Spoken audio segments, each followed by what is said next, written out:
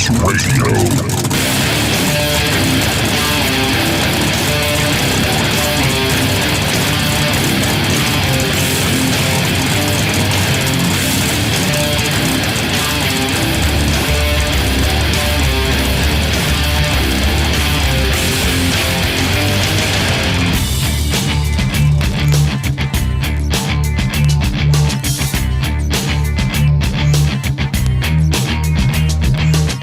Hey, welcome to RealTuners Radio, episode 24. That's correct, 24. Been doing this for 24 weeks solid. How's everybody doing tonight? We are broadcasting on YouTube tonight. Hopefully this is working and people can hear us. I can't really say holler if you don't hear me, so let me know how it goes. There's a chat on YouTube. There's a chat on Mixler, mixler.com/RealTuners. There's our Facebook chat, too. We should be live on Facebook. So, that being said, how's everybody doing? It is November 29th, 2017. Got a couple new guys on tonight. We got a load of guys on tonight, actually. I'm looking at the list here. I got Andy from Motion. I got Bill Fowler on the West Coast.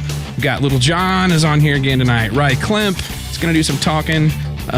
Scott Evans is here. I'm here. James Short is here. Mark Dahlquist, Tom Sewell, and Chris Delgado. All of these guys are logged in and queued up right now. And actually, they're in the green room making fun of me. I don't bring them in until a little bit later. But anyway, so that being said, what's the YouTube link, Scott? That's in my Facebook post, he's asking. So anyway, we'll get everybody settled in here in just a few minutes. Just wanted to say hello this evening. It's kind of quiet season for me, a little bit, a lot of remote tuning, but there you go. So, how's everybody been? Hopefully people can hear us. Let's see. Where do I start? Let's start with the housekeeping stuff. We got webinars. Right now, I don't have any classes scheduled. I'm working on Dallas and Houston dates. I'm finalizing stuff right now. It's going to be mid-January is when we're going to start doing them. Second or third week in January. We'll actually have in-person classes. But in the meantime, check out our webinars at RealTuners.com. You can get your fix in 2 and 3 hour doses of topics that I go in a little bit more depth on specific topics on the webinars. Best thing to do is attend a class in person, but webinars are like $15 and $20 worth doing. Or if you don't want to commit to anything like that, then just listen to us here at RealTuners Radio. We try and share what knowledge we have based strictly on our experiences. So we're, kind of the blue collar group of dudes. Kind of funny. Anyway, if you'd like to, feel free to donate to RealTuners Radio. We've had some real generous donations recently that are helping us up our broadcast quality. But we appreciate those donations. It's on RealTuners.com. Click on RealTuners Radio tab, scroll down to the bottom, and you'll see the donate button, and you can donate. Let's see, what else have we got going on here? That's about it. Check out the webinars. So with that, let's see if Ry is awake. Ry Klemp, are you there? Yeah. Hey, dude. How was your week, man? I saw you doing some vlogging today. Yeah, it was good. I've kind of been slacking a little bit with the Thanksgiving holidays and stuff like that, but I figured I'd jump on there and mix it up a little bit, trying to do something new. I thought it was kind of cool, and I don't know, maybe some of the people that listen to this podcast would be interested in it. I'm going to do some kind of comedy bits. If you saw our video that we did for the ASPCA kind of knockoff, it's doing really well. We got more of that stuff coming for sure. But I'm going to try and do little jabs here and there. I'm going to do roast my ride. So if you send me a picture of your car, it has to be your car. Please don't Google search anything. And then I'll throw it together, or you can even be your friend's car. And then I'll do a quick little personalized 2-3 minute video and pretty much just bag on a little bit. And I'm not above doing my own. So I'm going to destroy my own car too, but that's pretty much it. Other than that, just dealing with frustrations of trying to sell parts on the internet. And I mean, it's a full-time job, whether you're selling one part or thousands of parts. just dumb questions. And I don't think I'd like to think that everybody that listens to this podcast is well above that, but read the ad before you ask questions. If I'm selling a short block, don't ask me what heads are on it or how much power will it make in their car. just stuff like that. But that's pretty much it. I haven't been out in the garage much this week at all because I'm just kind of standing around with my hands in my pockets waiting for parts to come in. Groovy. Oh, well, hey, let's see here. Let's introduce our first guest. If he's here, I see him logged in. Eric Yost. Are you here, dude? Oh, yes. Awesome. Outstanding. So this guy, we've trying to get more chassis and fabrication experienced people on here for the rest of the crowd. And Eric, I've known him for just a little bit, for maybe a year now. And I've watched what this guy has done.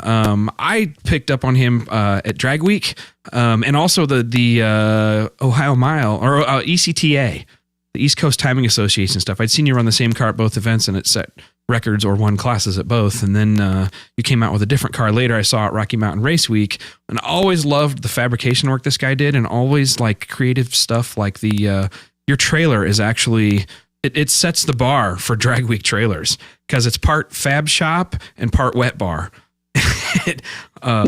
It's awesome. No, anyway, so welcome aboard, man. I'm glad to have you here. We don't have any real agenda, so just jump in wherever you feel like you want to talk. But I wouldn't mind hearing a little bit of history. I know you have worked, man. I mean, Chad Reynolds gave me your background, and God, he said you've worked at like the Cup car level and stuff like that. So anything you can share, give us a minute about just you and your background, if you don't mind. Yeah. Thanks for having me on tonight. Listen to you every week. Great show. We're gonna have you on every week. So now that you figured out how to get on the stupid chat server, right? Yeah, that was a struggle. It's a rite of passage for everybody, but once you're on, you're on. So, I started out basically right out of high school, going into Savco racing. Joe Nemechek, Sterling Marlin, Robbie Gordon days, 99, 2000 years, and went from there to Dale Earnhardt Incorporated, Michael Waltrip, Dale Earnhardt Jr. There for about 5 years. Pit crew on and off on Busch cars, truck teams, Cup cars. From there, I went and worked at a turbine repair shop for a while. We repaired gas-fired turbines. So Inconel, Stellite, Cobalt, all kind of exotic metal welding, metallurgy, stuff like that. Then went to Michael Waltrip Racing for about 5 years for the last bit for that, and then I've been on my own for about 5 years now. That's outstanding.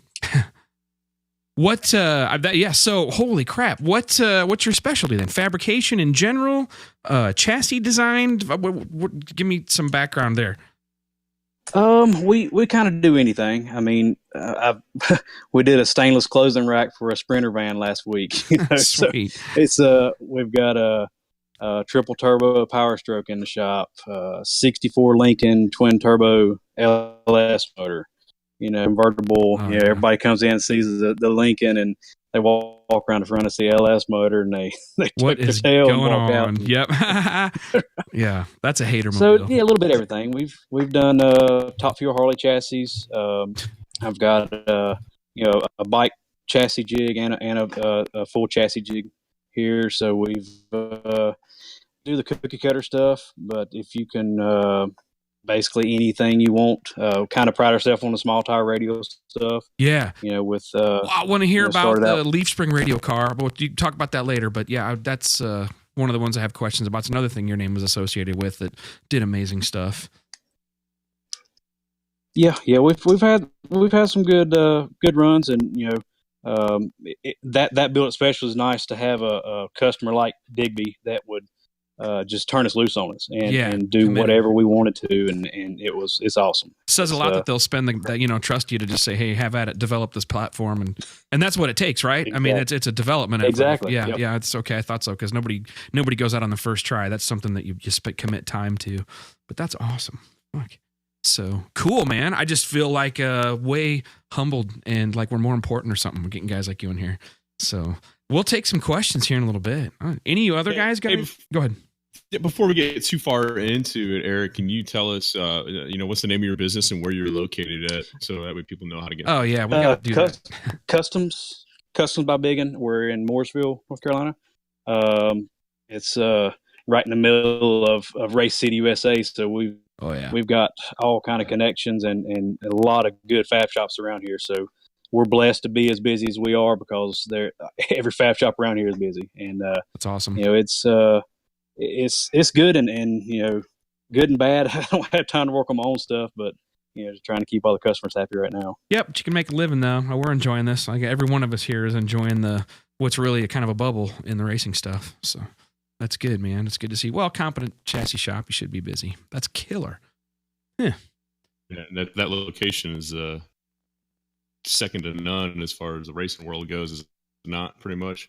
Oh yeah, we can get any part we need within 20 minutes. I mean, we've got Goodrich, Brown and Miller for any plumbing, wiring. We've got 2 steel places, aluminum places within 30 minutes, and it's insane the amount of laser cut, water jet, machine shops is really crazy, the amount of stuff right here at our hands. And yeah, it's kind of funny that everybody thinks of that area. It is the home of NASCAR. They think everything is just a NASCAR all day, all the time, but there's that trickle down effect. It's the center of skill and fabrication, man, and development. It doesn't matter what kind of hot rod you're building, Yeah, for sure. I mean, they the pro stock teams came in years ago, Anderson Align, and for the push rod technology in this area, and that's that they blossomed on that part of it, and then more pro stock teams moved in, and we've got MBE. He's 2 miles down the road, does all the fuel heads, and it's amazing the amount of motorsport technology, drag race and circle track stuff right here at our any of it. Engine development. There's some guys there. Like I did some remote tuning for some guys that are developing that rotary valve stuff. What's that guy's name? I forget that guy's name. Nice dude. But yeah, there's just a lot of technology there in general. Like there's a lot of engine development stuff that goes on there. I mean, that's pretty much the home of pushrod domestic V8 engine development, isn't it really? I mean, the guys working most with those engines, that's you guys down there. But man, that's freaking awesome. Dude, I want to hear about that car that Lyle was driving that I saw at the Ducks race last season. That radial tire Mopar. The tooth jerker? Yeah, is that what you call it? God, yeah. Dust jerker. I'm sure. Car's sick. Yeah, when we first got it done, went to a grudge race, and we had to come up with a name to run in their event. So Digsby is a dentist, so it got tooth jerkers. Oh, see, that's a good name then. No, that's perfect. Ha! So it was 2 years ago. We were at Lights Out, and Chad Branson was driving the car. It was a Nitro 604 Predator headed deal, and Kevin Deal was tuning it, running good. And I think he brought it to me. We did some suspension work in the back, got it lower. But still was nitrous. Went out, I think he went like a 56 at Memphis. Best it's ever been. We went from 80s to 70s to 60s to 50s pretty quick. Yeah. And then, we were talking. He's like, can we fit a turbo on here? He's like, we can fit a turbo anywhere. So we brought it back and, stayed with the Predator headed deal, took stroke out of it. That's the right attitude. We can fit a turbo anywhere. Right. Exactly.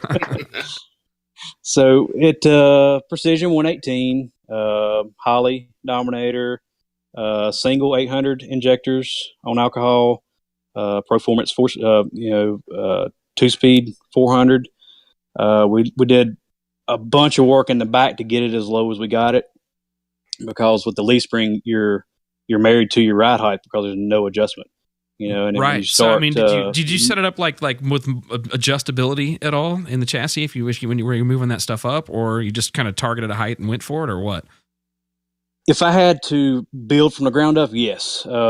We've actually done some with the serrated blocks. We used a lot of them in the cup cars that would move every eighth of an inch, so you can actually do your slider in the back and your eyelet up front on serrated blocks, and you can have total adjustability. But we didn't. We were just, it already had a 25.5 cage in it. I did a lot of under bracing and stuff in it, but basically pocketed out the stock frame more, pocketed out the back to get the slider up, got the lowest Caltrack split leaf on it, did the stock subframe up front, did a spindle mount with a strange strut, and, just got it in the dirt as far as we could. And the first race we went to in Bradenton, right off the bat went, 40s and 30s, and and then every pass then it was just chipping away at it from there on. Man, it doesn't sound like a real exotic combination. No, I was going to say it's actually what he's describing is a lot less work than a lot of guys have to go through. It's just knowing where to put everything, Yeah, that saves them a lot of pretty time. much. We we kind of try to do more with less type deal, and this is what we got to work with, and Pete Harrell tunes on it and is amazing turbo tuner, right? On that end of power management and all, it's just unreal. What ECU you guys running? What is the engine combo there? Holley Dominator, cool. With a single set of injectors. Yep. So we got by with a single set of 800s, and we were worried about running out of fuel, but it's working out great. Nice. No, that's cool. That's kick ass. Good to hear. I'm glad to hear that the Holley finally more guys working with the big injectors. Are you using external injector drivers at all, or are you using the drivers that are on the box? Yeah, drivers in the box. Yep. Nice. Same thing got on Brad Edwards' car, right, on Holley now, and it's running good.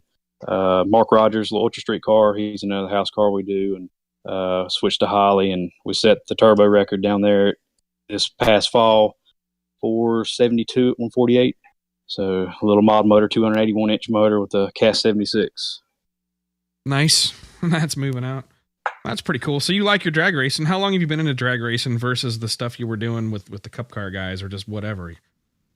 I was always in it. I mean, my Camaro I've had since I was 11 years old, and I cut the floor pans out with a stick welder when I was 13. Awesome. We, cut them out with a stick welder. Worked at a body shop during high school, got the car painted, had a 283 Rock Crusher 4-speed, and then a 406 with a Jericho. So I always had my car and into drag racing, and then it just progressed into the turbo setup I got in it now. Nice. What's the car that's set up on that? It is refreshing to see that that's not an LS motor in that car.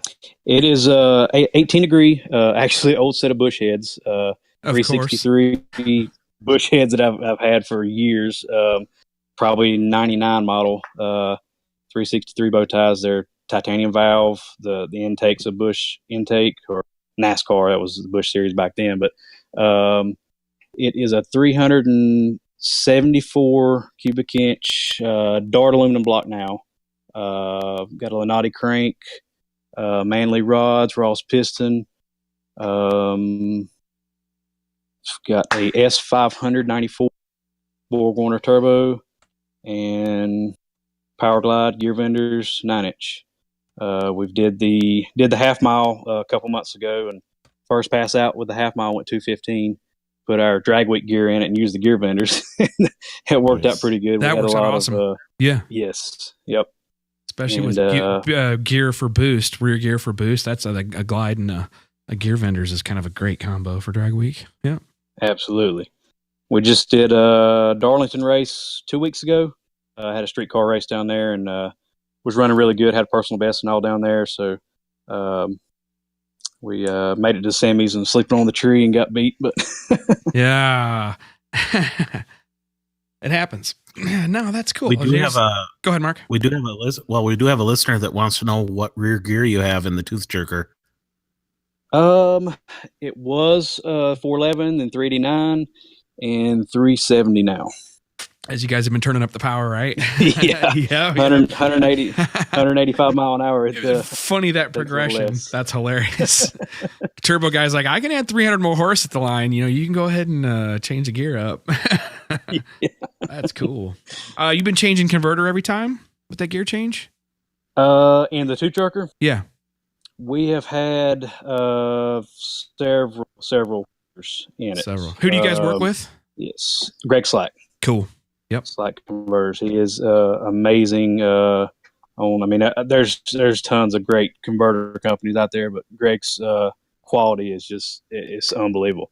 I mean, it's just, if you look inside his converter is like a piece of jewelry. It's unbelievable the quality. But groovy. I got slideshow all your cool pictures playing up here anyway. I didn't get any of the tooth jerker. I should have done that car. Yeah. No, I love the 68, man. That's probably my favorite of them. Although what about, was it the Dirty Bird, the 3rd gen car that had such a history? What, can you go over that a little bit? That's the white one that you see up on the screen now as we're talking. So it started out with John Meany on it with Excel DFI shop car. So it was an 82 Firebird, and it was basically brought right into a race car off the showroom.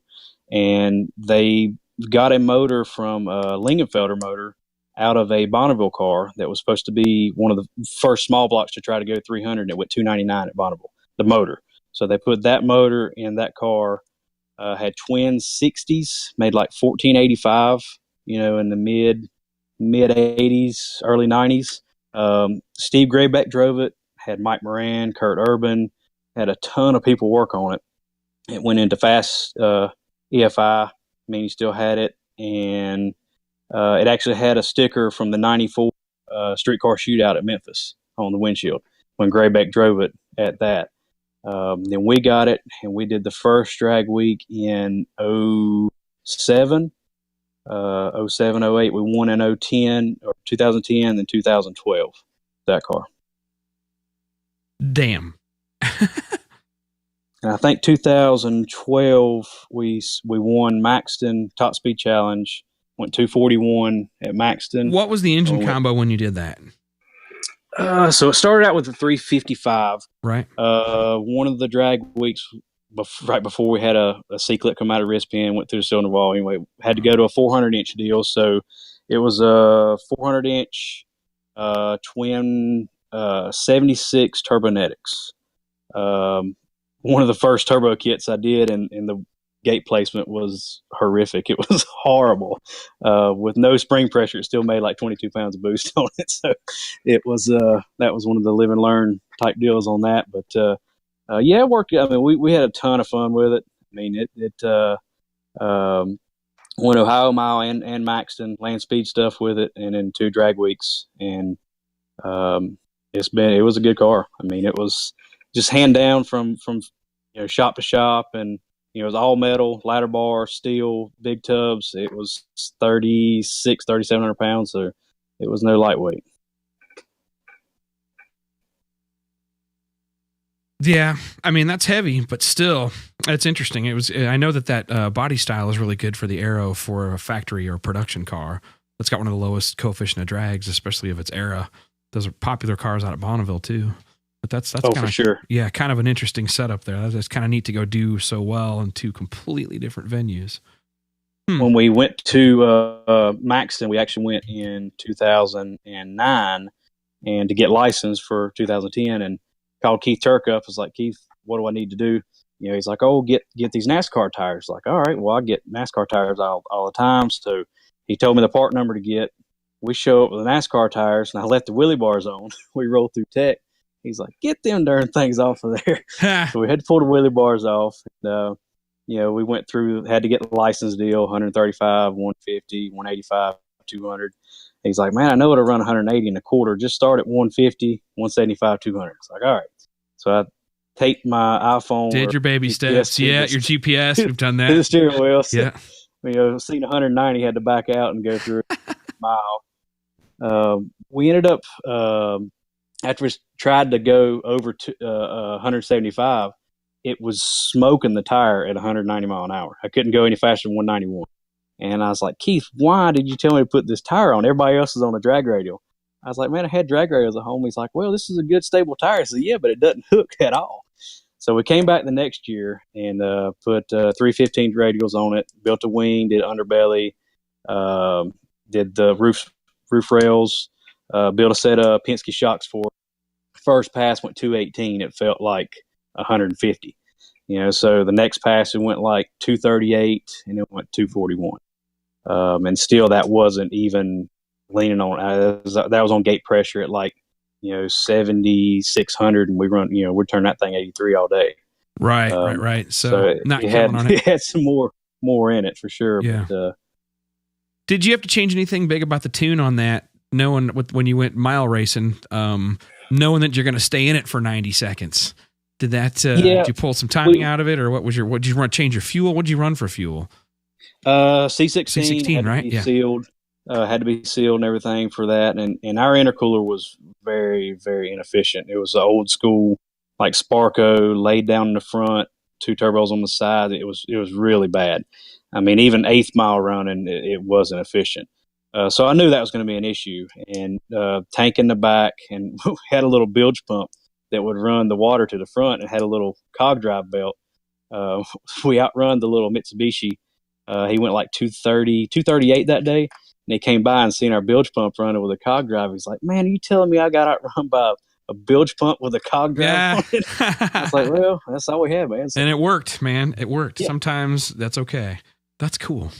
Yeah, we pulled timing out up top if air intakes got too hot. But basically, I would get up in the RPM, stay out of the boost until like the half mile, and then roll in it for the last half. So that seemed to work the best.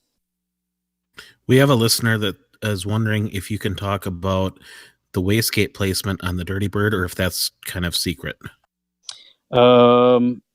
Basically, I built the headers.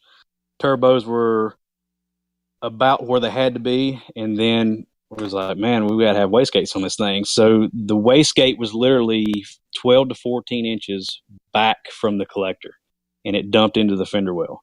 And so the header would come up to the collector right to the turbo, and then there was an 1 3/4 tube going all the way back 14 inches to dump in the the fender well, and it was horrible. Did not work good at all. So it had to be basically a 180. Yes, exactly. Exactly. It was horrible. Yeah. I mean, and they were the old, the old red turbo gates, the big, massive ones. So they didn't work very good either. And so it was not a good set. We've learned a lot since then. Hey, so you talked about putting like roof rails and belly pan on that car. Can you talk a little bit about? And I'm sure your cup racing background has a lot to do with your knowledge on that. What's the science behind that besides just slapping some vertical fins on the roof and making the bottom of your car flat, or is it really that simple and you'll get some benefit from it? So the roof rails, ECTA requires if you go over 200 to have roof rails. Basically straightens the air out, keeps the car straight. 3/4 to 1 inch high from windshield to rear glass. You got to have window straps over the front windshield. So we had straps over the front. The underbelly, yeah, I mean, all that stuff. We've spent hours and hours and hours at the wind tunnel on these cup cars. I would build a chassis, and I'd build a complete new underfloor that was, from one extreme to the other, and we would blow it in the tunnel and then go in there and pop rivet a whole nother floor in it and blow it again. Different radiuses on the tunnels, the shifter tunnels, huge. Your oil tanks in the back, of how you bleed air out of those, or actually make them big to make a parachute to clean the air off. So all that stuff works and adds up. Like Kevin Mullen's car, we did the front end on the red car, the twin turbo Hemi, and actually designed that whole front end in the wind tunnel. So I built a bunch of snowplow noses and covering the pipes up versus. I want to hear more about the wind tunnel. That's next. Go ahead though. Keep going. We're going to stop at wind tunnel. Go ahead. It's a ton of info you can learn. I mean, especially if you have your ducks in a row and you can actually throw a ton of stuff at it, and then you go back and look at your data ladder. Just put it on there, get it. Because it is so expensive to run. But we have 3 wind tunnels right here, close to us. The big one is around. It stays running 24 hours a day. I think it's $4,500 an hour. So the Cup teams use that one up. But there's a lesser one that we use. It's like $500 an hour. A lot of bike guys. Which one is that? Is that the A2, A1, A2 guys? Yes. Yeah. Yes. The land speed guys love them too. And then Haas has the rolling road, has the titanium mesh road that actually turns the tire as it rolls. Yeah. So that one's really neat. That's pretty awesome. Is there an hourly rate for that one, or if you got to ask? It's like no, probably not. Yeah. If you got to ask, yeah, that's awesome. Holy crap. So what kind of stuff do you do? I mean, what's a typical wind tunnel session like? What do you bring stuff? I know you bring stuff there, different front ends, cardboard, lots of tape to test stuff. And the goal is to kind of identify, are you looking for downforce? Are you scaling the cars as well as looking at how much horizontal, or fore and aft drag they're causing, or how does that work? What's the plan? It's drag and downforce. So like wicker bills and sail panels and ride height and this and that. There's a ton of stuff you can change just on that and learn a bunch. Like the cup cars were run them in yaw, turn them sideways to get side force. So everybody was trying to get the flat right side. The whole body shifted over this and that. So they would run them crooked in there to see what their corner speed if they became unstable or anything weird when it's just getting more downforce in the corner. I mean, getting more downforce, that means you can carry more speed through the corner, and that's all they were looking at. But for the drag race stuff, the wicker bills and sail panels, everybody throws a ton of wicker stuff, and that's not the correct way of doing it. If it's any more than 3/4 to 1 inch, it's all drag over that. It's not. There's other ways of. In the land speed stuff, weight is a cheap man's downforce. Gotcha. So if you can build, we did a GTR with a gull wing, big wing, big 6-footer up top, and it was 450 pounds of downforce that thing put out. Wow. So I had to build it all out of chromoly and go through the bumper, where the tag mount. And it was a ton of work, but he went out and won the One Lap of America with it. So everything worked out good. But I've actually got a picture on a road course at like 35, 40 mile an hour, and the rain was coming off of the back, and it's just curling up. And that's how much air that thing is moving. It's amazing. Interesting. Yeah. It's interesting how much of effect the car has on the air far away from it, 10 feet, 15 feet away. You get out there in the salt, especially, and you can see it like kicking up clouds before the car gets there. And it's like, what's going on? You're like, well, you kind of envision it like it's flying through a 6 foot of snowdrift or whatever, and kind of the same thing. But yeah, it's just that the aero stuff is weird and it's interesting. And I've met guys that specialize in that. We worked with Neil Roberts. He's a California guy. He works at Acura, but similar deal. He'll sometimes do like the low budget aero will do the scan of the car and then do the CFD analysis on it. I mean, that still can cost $15,000 to $20,000 to do right, and it takes a long time, a lot of computing power or whatever, but it's, he gets us pretty close. So that's cool, man. Somebody asked, is the wicker always 90 degrees to the wing? Yes, usually so. Yes. So that's, a lot of your pro mods will have like, interchangeable wickers. Like they would slide in on a track. So you'd actually pull a quarter out and put a 3/8 in, or half to a 3/4, but usually 90 degrees up. But it really depends on what your quarter panels and roof line and rear window and all that does to how it hits your wing to what that wicker is going to be doing. Because some of them shoot it over the top of it too far, and it's a lot of quarter panel C post area is a ton of air getting to the back of the car. Well, let's talk about a normal, say like a Pro Stock style or even a Super Gas, Super Comp door car where they have a just an extended wing where it extends the deck lid out. What kind of issues do you run into with those versus the benefits, the side sill plates, things like that? What have you seen? I mean, like a Pro Stocker, they'll actually try to get lift on the car going down track, at the big end. Trying to get less weight, lift on it to help their ET out. But like a funny car or a RVW car, I don't think you can have enough downforce.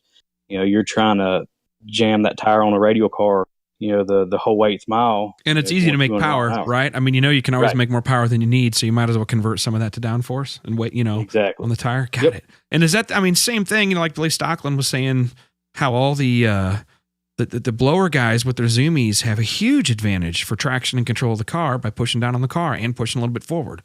I mean, it's the same deal, it seems to make sense.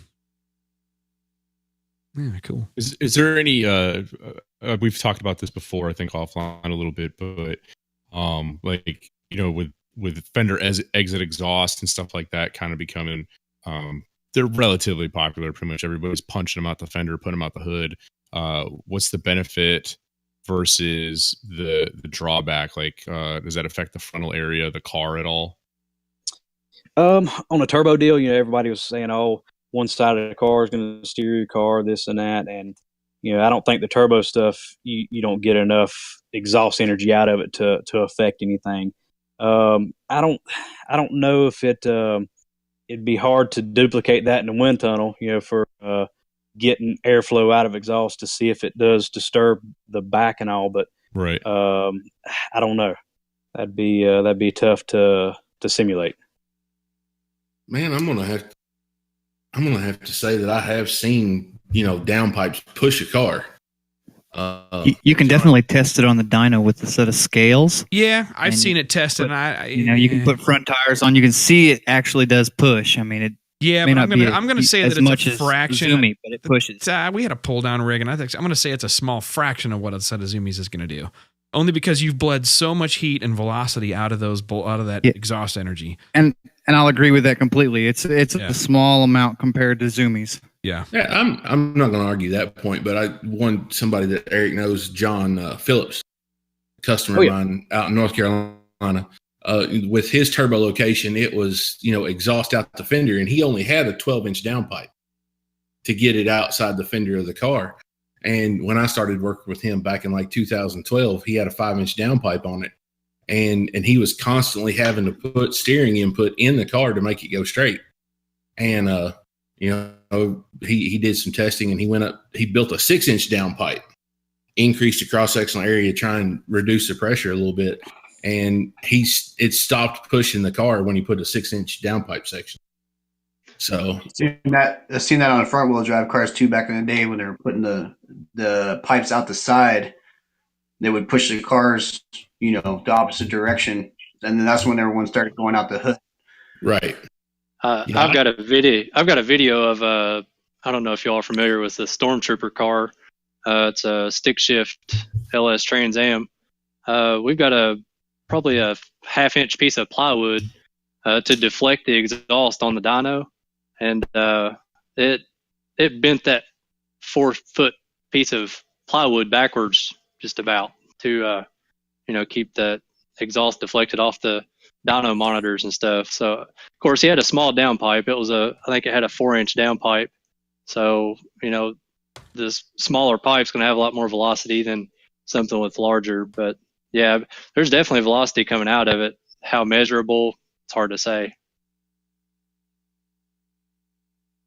It's interesting. Our aero guy told us that the side exit exhaust on our twin turbo 69 Charger Daytona for Bonneville, he hated it. He says it in the CFD and in the wind tunnel that it looks like 2 giant telephone poles sticking out and adds to the frontal area of the car, like 8 to 10 feet out on each side of the car. He said it counted as frontal area.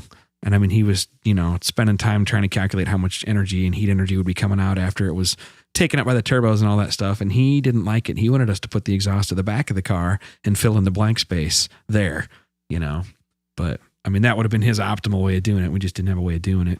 But that was his take on it. I don't really know. I haven't done much testing. The only cool testing that I saw him do was the oil droplet testing. That made a lot of sense. You'd put little used oil drops on little places all around the car and on the body, on the windows and stuff. And you'd see it would move in directions like right in front of the windshield, it was moving forward. You're like, how the hell does that happen? Well, it's high pressure area. But that was interesting. And that lets you visualize, and a poor man's way of visualizing what was going on with the aero around the car. But yarn tufts.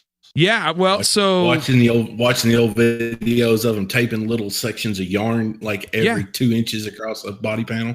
So experimental aircraft. I when I was I was like 17, 18 years old. I was junior, senior in high school.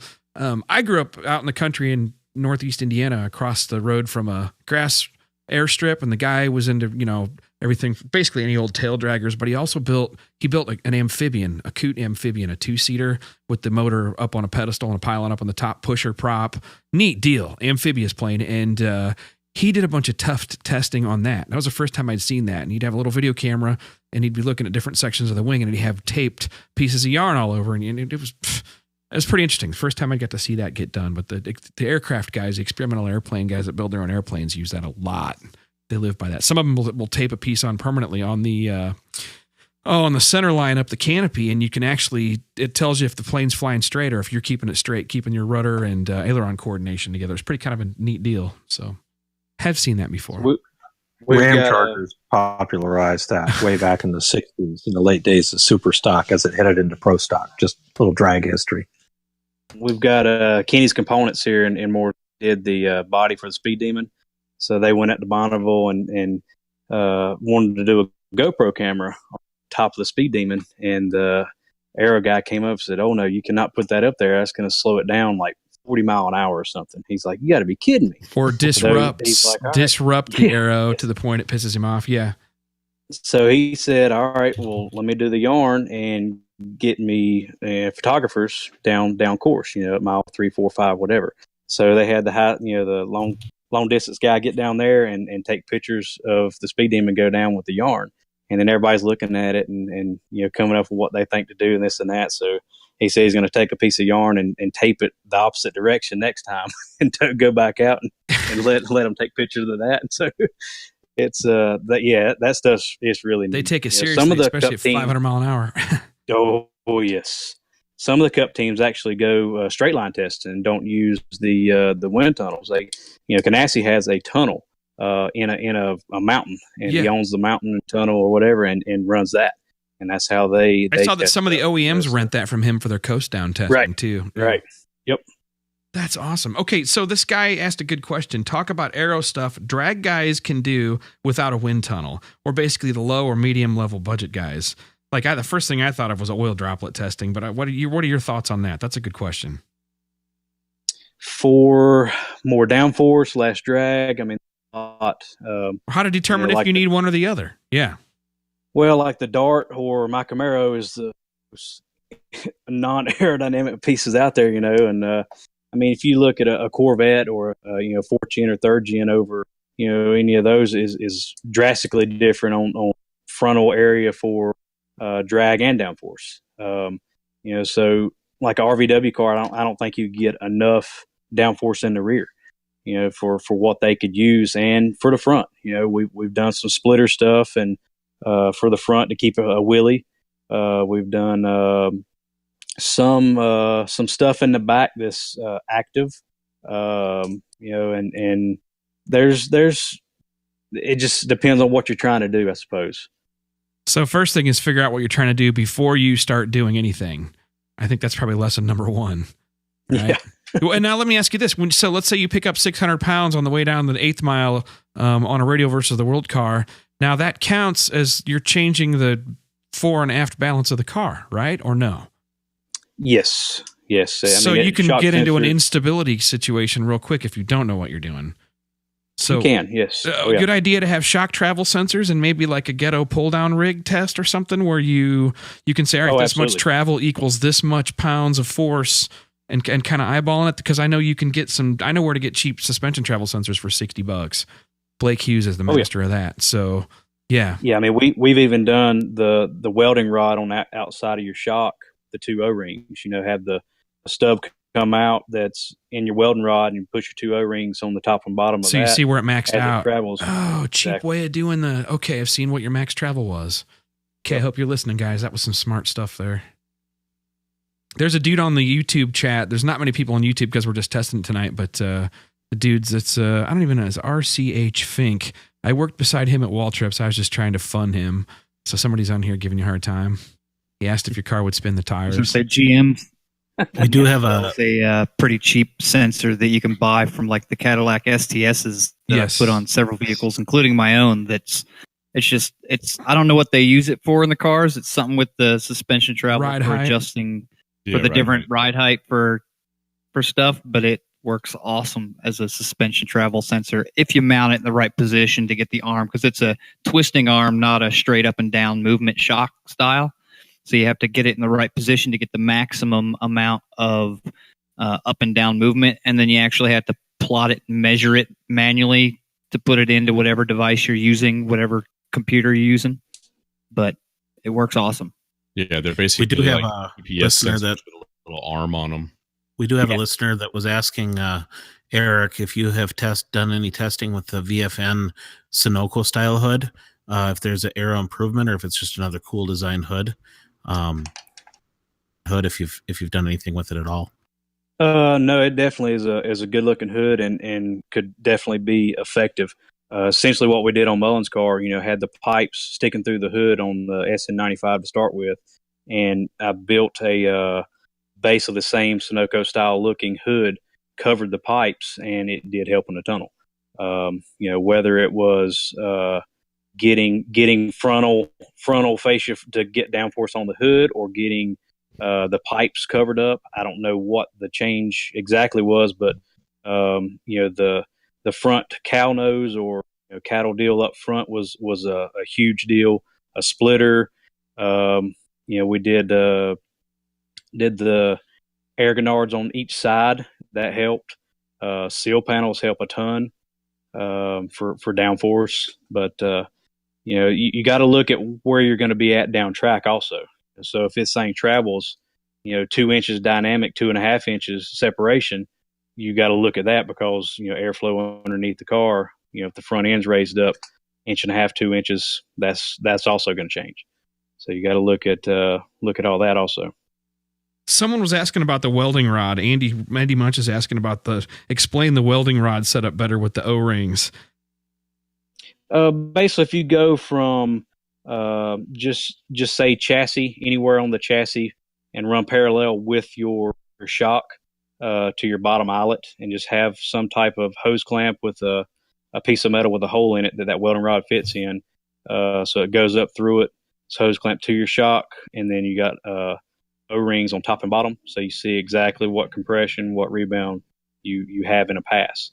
A lot of times it's better to do it at the end of the track, just so you're not coming up the return road and hitting a bump or whatever and upsetting it that way. But cheap man's shock sensor, If you have any buddies that race dirt track, like dirt modifieds or dirt super stocks, it's pretty common to see that. Yep. We use, we got the race pack stuff and actually got a math channel for the velocity.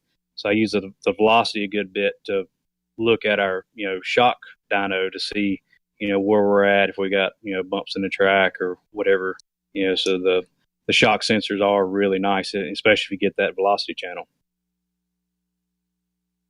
Got one on here, and I think it kind of ties into the low buck. Just closing off the whole front of the car, with cardboard or tape or anything like that. Is there a substantial benefit to doing something like that if you just plug every opening on the front of the thing? Oh, absolutely. Yep. It can definitely, in the cup cars, that's why we would run, 75 pounds of pressure in the cooling system, so we could run 280, 300 degrees of engine tip just for that another 2 inches of tape. That 2 inches of tape on the nose was huge. So that's now they're running around basically with an opening of maybe 4x4. It's insane what they're getting by with. But they limit them to 38 psi now, so we can't make a pressure pot out of them anymore. So you mentioned cup again, and I think you'd be a good person to ask this to try and get off of the aero for a second. Why does NASCAR, and I might be wrong on this, but NASCAR uses mild steel for all their chassis, correct? Yes. Why do they use mild steel, and then the NHRA is everything should be chromoly as the recommended and TIG welded? Can you talk a little bit about that and what your take is on it? So it's 1 3/4 090 wall is the cert. So they actually take 095 and they grind 5,000s off of it. So if you see any of the chassis that look chrome, that's actually in a mill, and they grind 5,000s off of it to save weight. 90% of them are MIG welded. Penske was TIG welding theirs years ago. I don't know if they still are. The chromoly is stronger, and it can be brittle, especially if it's not welded right. If it's welded hot, it can be real. So NASCAR's designed it to where it's crumple zones, to where if a front end impact, it'll crumple into this bar here, and side impact, it's got the door bars that are arched out, so they'll flatten out before they come inboard. So the mild steel, I could say, would be it's a little thicker, a little bigger tube, a lot more bars, and could be a little bit more give to it, over a chromoly. But a chromoly, your 058, 065, 049, an 083 on the main stuff. So it is a lot thinner, but strong. So I think they just they stuck with the mild steel deal, and it does work. They take a beating for sure. Now, why can't you? Isn't there something with repairability also with the mild steel? Now they some teams right now running one car, one race. The tolerances NASCAR has on them right now is just insane. It's just ludicrous of what they try to save the team's money, but you race a car and they do firearms on all the chassis now. So if you get a repair on a front clip, it's got a sticker or a barcode on it. It has to get firearmed in. It has to meet this thing within 40 thousandths or whatever it is. Body's the same way. So basically, if you race a car one time, it's out of spec. So hopefully you don't have to get it repaired or repair the body and they have to go back down. So I know of 2 teams now that basically will run one car, they'll pull the motor trans wiring out, crush it. They'll have an assembly line to build new cars, new chassis, bodies, and it's more cost effective for them to do that than it is to repair it and go back in the middle of the assembly line. That is insane. So crazy. I know, right? Yeah, there's a lot going around right now. People talking about chromoly in the drag cars with chromoly fatiguing out. But if that would be if the chassis flexed a lot. What are your thoughts on that? Because they've used chromoly for years without a lot of major issues. What are your thoughts? Yeah, I mean, if it's welded right, I think it's definitely got memory, elasticity to it, So, I mean, just like in your wheelie bars or, any of your frame flex or whatever, it's got, I don't know, magic number of saying when it could be fatigued. I'm sure at a certain point it can be. We've repaired some NHRA Pro Mod stuff in the 4-link bracket area that has fatigued and cracked, and but we repair it the correct way and it holds up, for 2 more years.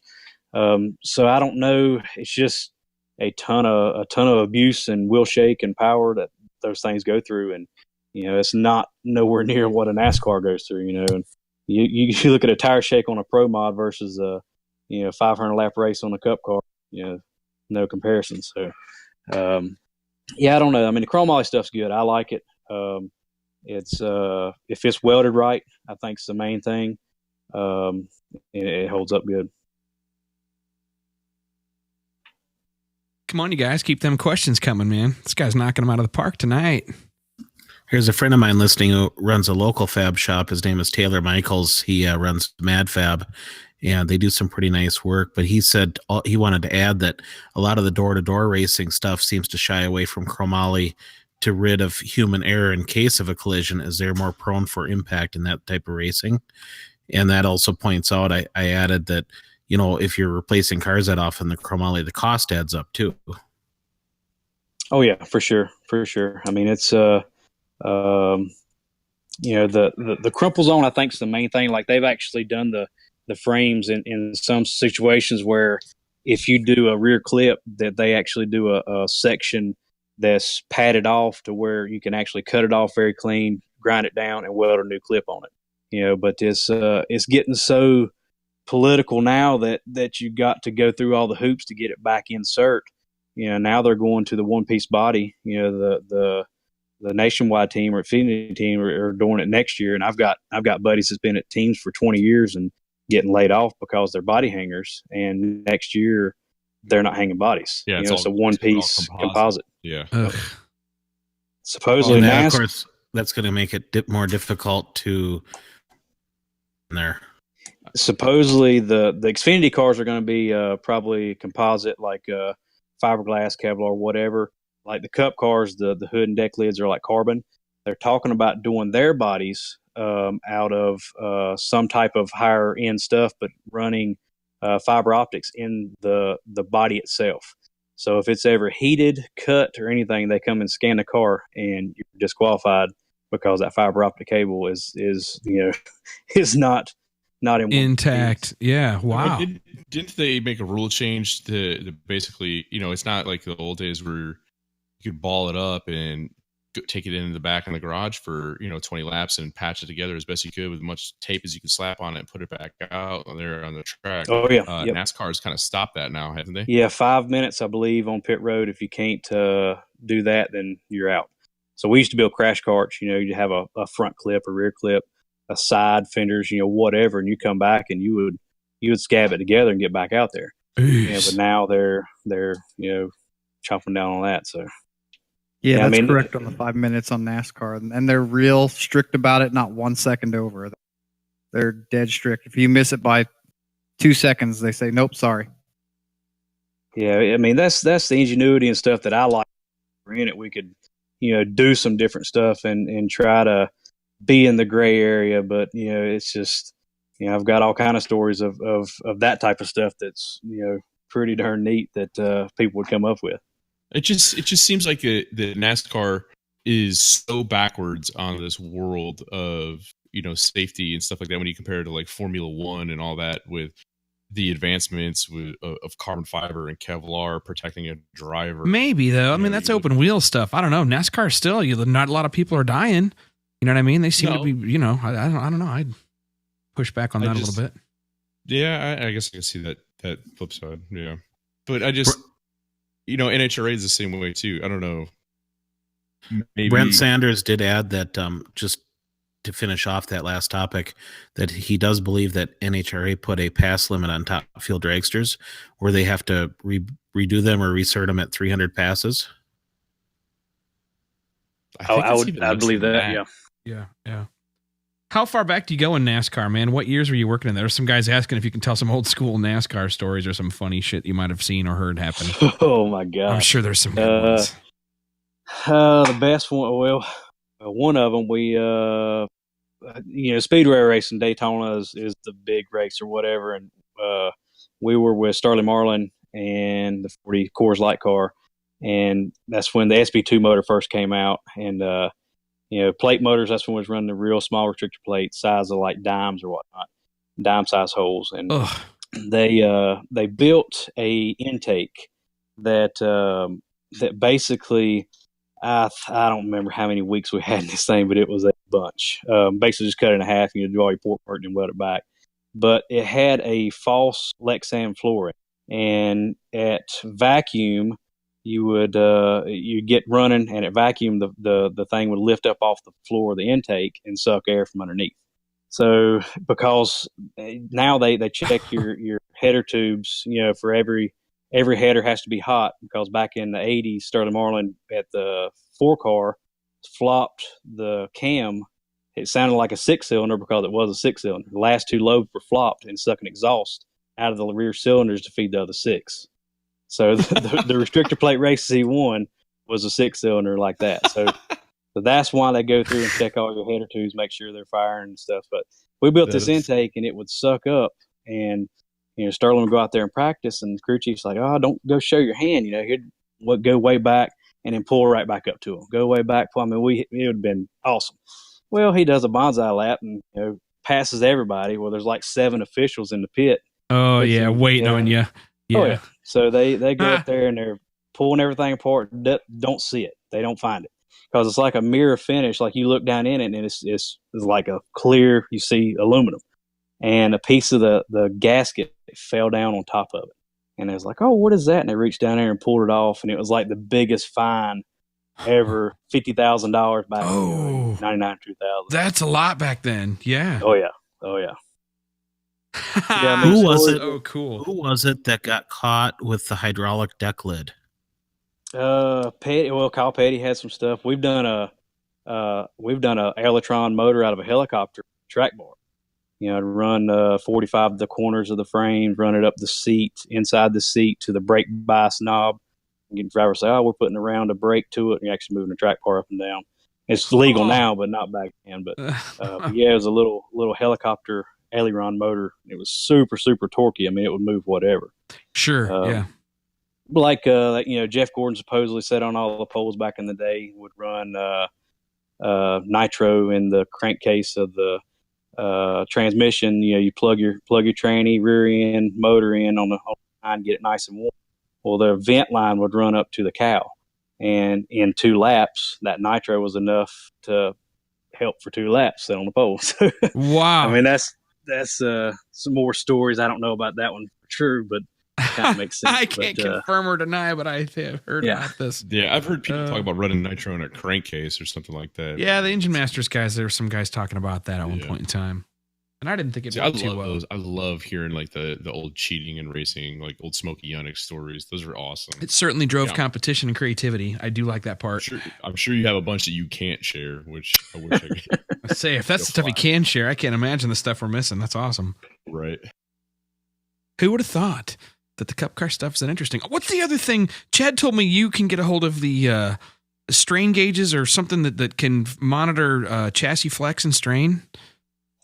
Yeah, I've got a set of load cells on my Caltrack bars. So we were, I don't know where was that, was some testing somewhere and crashed a car or whatever, and it's 3/4 inch Heim, male female load cell, and they're like $5,000 a piece.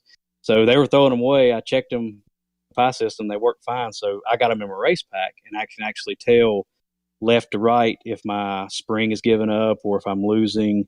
Preload on one to the other. If it steers, if it drives left to right, I can tell if, one side's planting harder than the other, or, kind of correlate that with the G meter to make sure it is planting the tire and all that kind of stuff. Is that something normal people can get a hold of?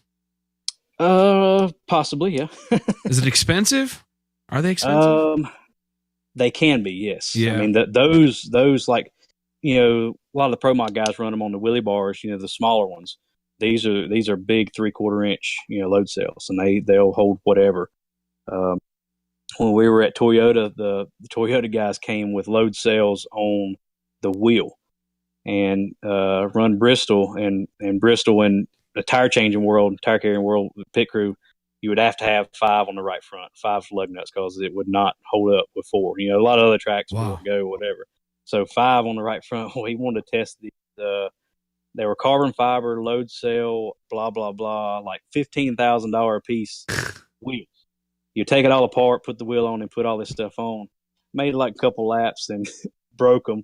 It's like, sorry about your load cell wheels. Yeah, I mean, the money they piss away is insane. Yeah. Insane. It's unbelievable. For the load cells that they use on like Mustang dynos, you can get for about $350, $375, and they'll handle a lot. They're made to handle like 2,500 pounds of force, so they might be okay. Stuff, yeah. I don't know if that would be big enough or not. I don't know if that would work, but they're about $350, $375 to get those. We have a listener that was wondering, Eric, if you could talk about how tires affect aerodynamics compared to a hard surface.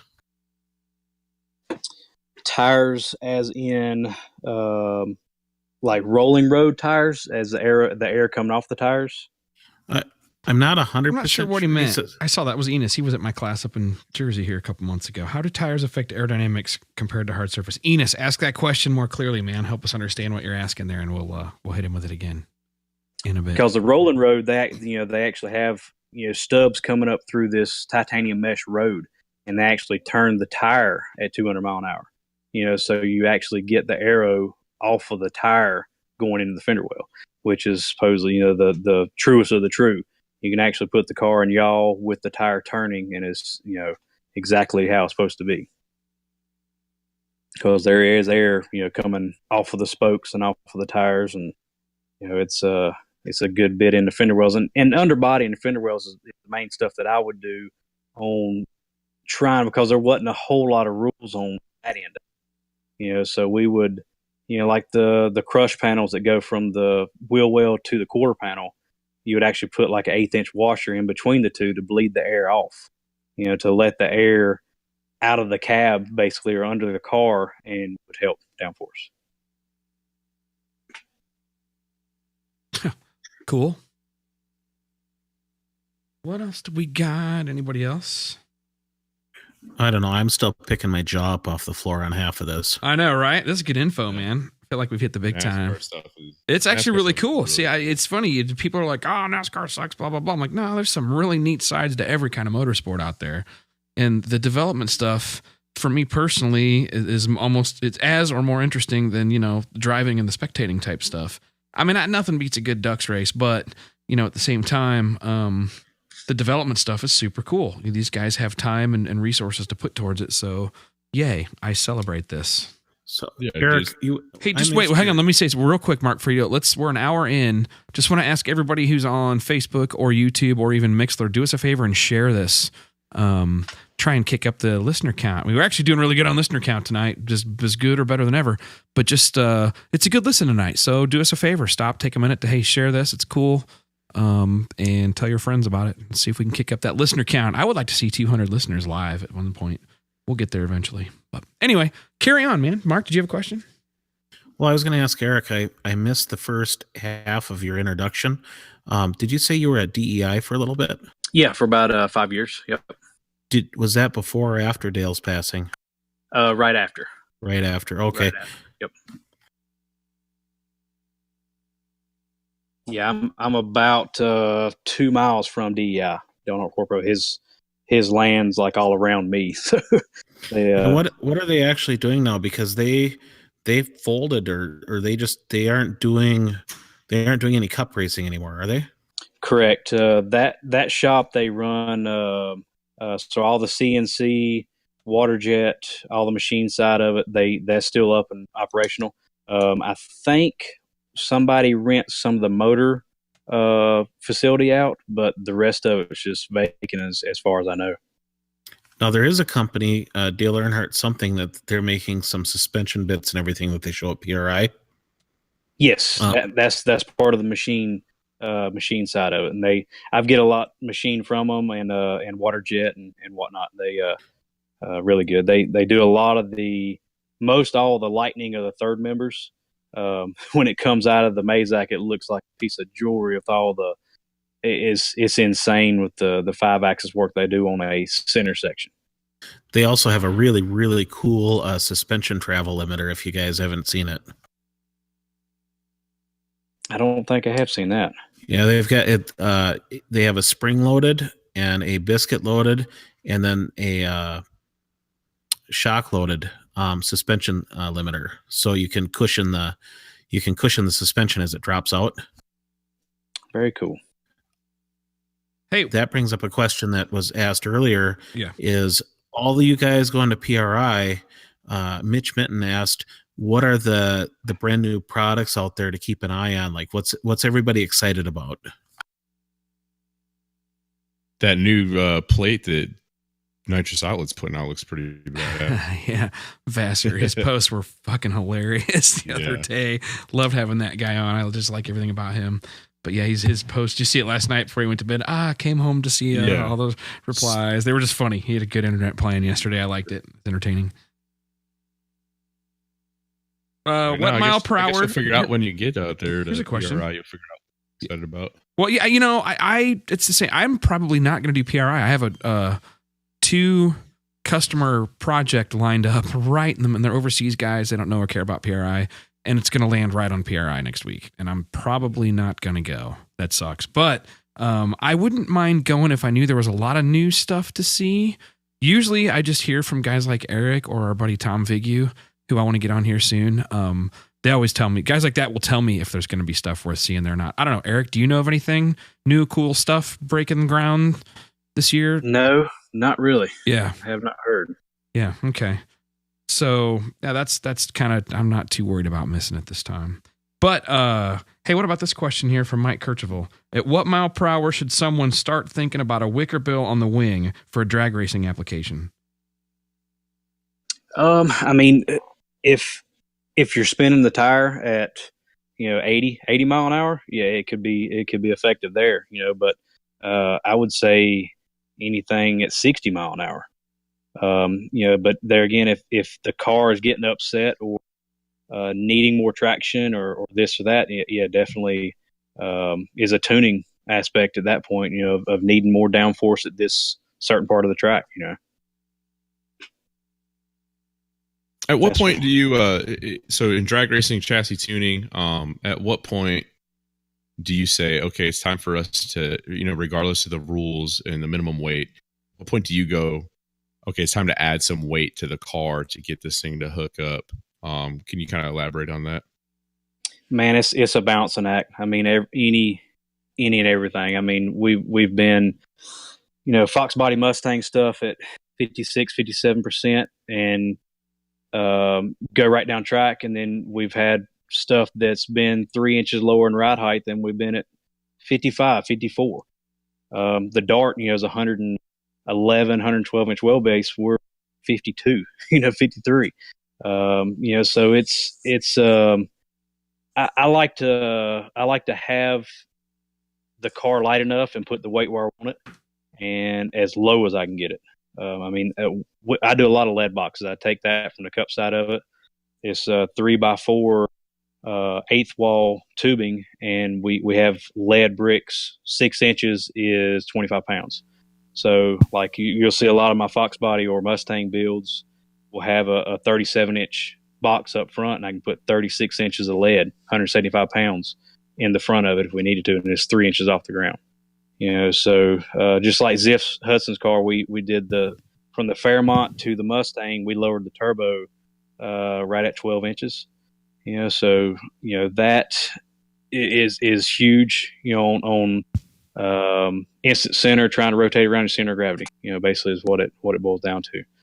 And that's a lot of guys will find your instant center, on how they say to do it, but there is ways to find it a true instant center, or center of gravity rather, on scale pads and everything. We do that a lot of times, with jacking the car up, putting on scale pads, diameter of tire, how much it puts on the front.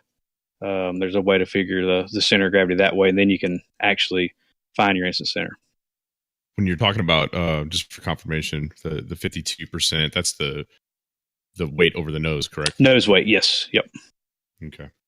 I kind of got a question relating to some stuff we were at my shop. We were discussing tonight.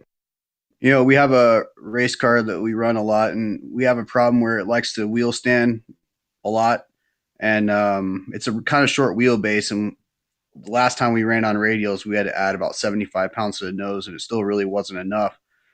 So in a situation like that, is it? Tonight we were talking about possibly like moving the engine forward in the engine bay to try to offset having to add some of that weight, just kind of move what we already had. I mean, and at what point is that a good idea, or is it not a good idea, or is there something that we kind of need to think about when doing something like that? At what point of the track is it wheel standing? At pretty much power wheelies. I mean, we leave and it's fine, and then you get out. I don't know. I don't remember what the feet was. I have it. It's probably around 100 feet or so. We try to ramp in the power. Looked like about 100. Yeah, I think it was from like 50 feet to about 150 feet. It's kind of in that area. If I ramp power too fast, it just wheel stands. Nothing we can do but add more weight to the front. And it's already about 58% front right now. Can you lower the front anymore? No, it's pretty much maxed out. What kind of travel? Basically about a quarter inch. We'd already put travel limiters on it and had them full tight, and it's a ladder bar car, and the bars are already in the lowest possible position, so we can't really get any lower with it. Can you lower the rear? No, not without wheel tub in the car. The problem is it's kind of like still a stockish chassis, so we're kind of limited on ride height and things like that. But we do have the option. We have the room where we could move the engine forward. We could move the engine, transmission, intercooler, all that stuff more forward, maybe 2 to 3 inches at most. Yeah. How much is behind the rear axle? Nothing. Okay. Yeah, I mean, usually anything there acts as a pendulum. Anything behind the rear is going to be killing you for a wheelie. Can you get after it sooner? Power wise, man, I tried that and it wheelied sooner. That's all it did. Yeah, I mean, trying to move some weight from the rear front, adding just weight is a band-aid, but I mean, to get it to work, yes, that's the way to do it. If you can get crank center lower, will help a ton. If you can't lower the car, So is it okay to have the crank center lower than, because like the chassis guy that originally did the ladder bar suggested that we don't have the crank any lower than basically directly in line with the input shaft of the rear end. So is there some kind of logic to that, or can it be lower than that, and will it cause a problem? Low as you can get it. Okay. Yep. My feeling. I mean, you're getting the rotation out of the ladder bar, so get as low as you can. I mean, that's just going to magnify that weight that you're stacking up there now, down lower, and that'll help out tremendously.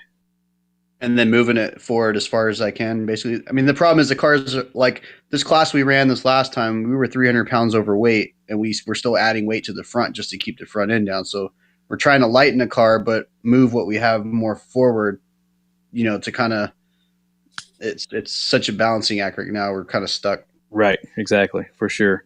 Yeah. I mean, like the Dart, we were in leaf spring trim at 3250. And then LDR, we could be at 3050. So it was 200 pounds we took out of it. Went to Darlington and didn't even think about it, but it half-track wheelied and came back and, it hadn't wheelied at all. We'll look at the shock sensors from one ecstatic, ride height, and we were 3/4 of an inch higher. So we took ride height back out of it and went right down Broadway. Kept our percentage right, but you're just starting out with, that 500-pound motor, that much higher in the car, and your leaf springs are still separating the same. So any bit you can get down, especially fighting it like that, and any weight you can get from the back to the front is going to help. If you can get it to 60% and still work, then it's just a balancing act of what your car wants. Is there a particular percentage that you shoot for? No. Whatever works. Yes, whatever works. Like I say, we've been at a Dart at 50% and been at a Mustang at high 60. Yeah, because we're at like 58 right now, and it's only a 98 inch wheelbase, so it's not incredibly long. And we're about 58% now, so I'm just trying to find ways to get more weight to the front without actually adding weight to the car. And I wasn't sure if there was any negative, drawbacks to moving the engine forward in the chassis or not. No, not really. I mean, that's if that's what it wants, and you can get that 300 pounds out, that'll be way better. Sure. Cool. Thanks. We do have a listener that asked if you've ever studied anything to do with hydrodynamics compared to aerodynamics, if any of it crosses over or not. No, I have not. I have heard other aero guys talk about that, though. Our guy always tells us the flat bottom cars, look at how a horseshoe crab can haul ass across the bottom of the ocean. Those things can go like 20 miles an hour. It's when guys are talking about, flat bottom cars in the salt versus round bottom streamliners.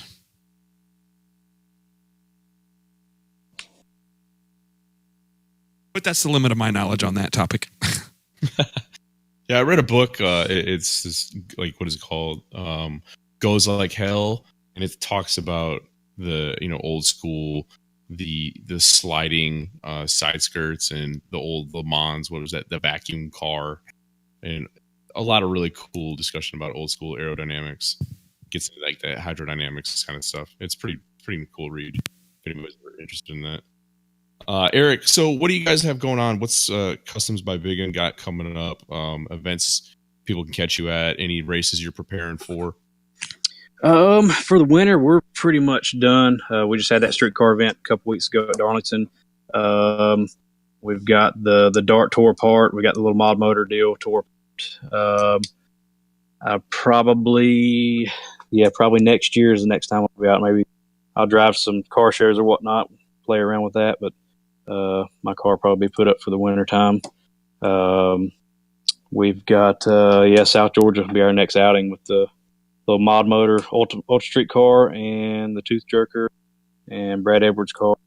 And I won't be taking mine down there this year, but for next year.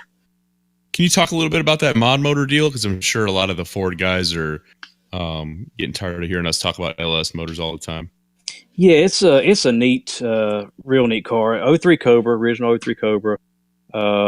We built it 850 cage, 8.8, single 76, air to air, E85, ran great, and it progressed to 25.5. We've got on alcohol now, still 284 inch motor, work turbo, 76 cast deal.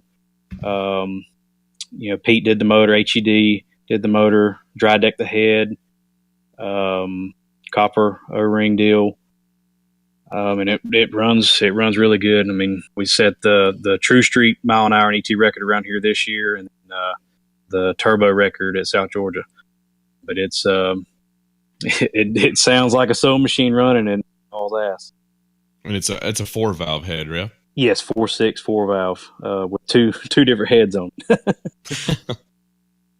So Eric, we've got one of our listeners here who has something that you're gonna be familiar with. He's got a older Chevy pickup with a truck arm suspension, and he's wondering if it's worth it while to raise the front mounting point of the trailing arm from stock. The truck is lowered 4 inches. It's turbocharged and currently running like 140 and 150 60 foots. It could, yes. A truck arm's a weird animal. It's we actually had a deal at Waltrip that we were going to take a cup car and race Ron Capps at ZMAX, making the first passes at ZMAX, new track, this and that. So I was going to take a truck arm and actually truss the top of it down to make a ladder bar out of it. So we started in that escapade and didn't go through with it. But yeah, the truck arm deal, you can get a lot of axle flex, especially if it's beefed up truck arm, because there's really nothing on the top to support, that the rear end just trying to wrap up that U-bolt holding that truck arm on. But that would probably be more stiffening that side up more than raising and lowering the eyelet up front.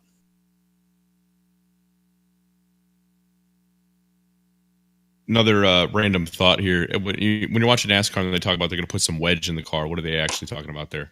So left front, right rear wedge. So you'll actually put, just like scaling your Mustang out, if you want right rear weight, you can put left front a coilover, crank down on the coil on the left front, it's going to put weight on your right rear. So they're doing the same thing with the wedge adjustments in the back. You can go down on the right side or up on the left side to put wedge in the car, or left with their situation, left front, right, or left rear, right front. Putting wedge or whatnot. So we use it all the time, still setting up drag car stuff. Gotcha. Are you going to be running a drag week or Rocky Mountain Race Week this year at all? I don't know. I hadn't decided. The whole drag week rule deal with the alcohol, I don't like it. But the Rocky Mountain deal, we run it in 2015 and won, and hadn't been back. But I'd like to. That was a fun time. I like running both those events. It was a lot of fun. But we're trying to build a second gen 70 split bumper, leaf spring, big block, single. Try to run sixes at 200. They need to put a leaf spring class at Drag Week. That would be awesome. Oh yes. What alcohol rule? I missed this one. Drag Week came out the last rule change that only if you run alcohol, you got to run it. So you're stuck in an unlimited or ultimate iron. Yes. If you're running on anything, you can run anything out of a pump or a pump like gasoline. So C16, ethanol, diesel is fine for all classes. But if you're on M1, M5 or anything kind of close to that, then you're stuck to the unlimited category. Who's that guy that was running? He was running that nitro or trying to run nitro. Yeah.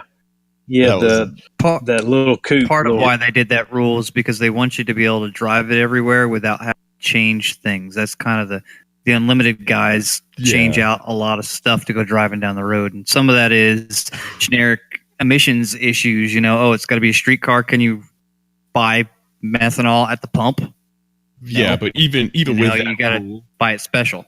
Even with that rule in place, I guarantee you, 80% of the participants outside of the unlimited category still swap fuels when they get to the track. Yeah, Sure. I mean, my thought There are is plenty of people who do.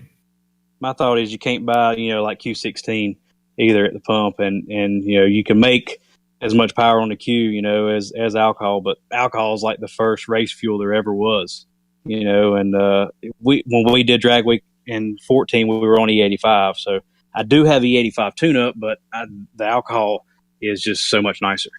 But you can drive around town on it. I got a buddy who does it sometimes. It's, I drive a little gas heavy, but you can do it. I drive the Z-Max, and we did the Hot Rods and Hops last week on alcohol.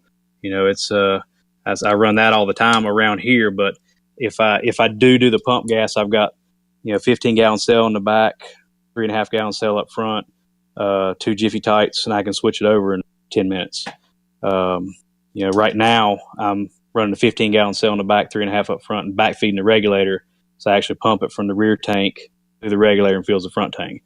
But like Frank Safanero and the Aussies and the Charger, all those guys that would be on alcohol would be an unlimited class, and I don't know. I just I don't think it's no rule that I don't like. Yeah, maybe they'll change that this year. So hopefully, yeah. What if you got a car set up for dual fuel where it switches automatically and the thing drives on gasoline?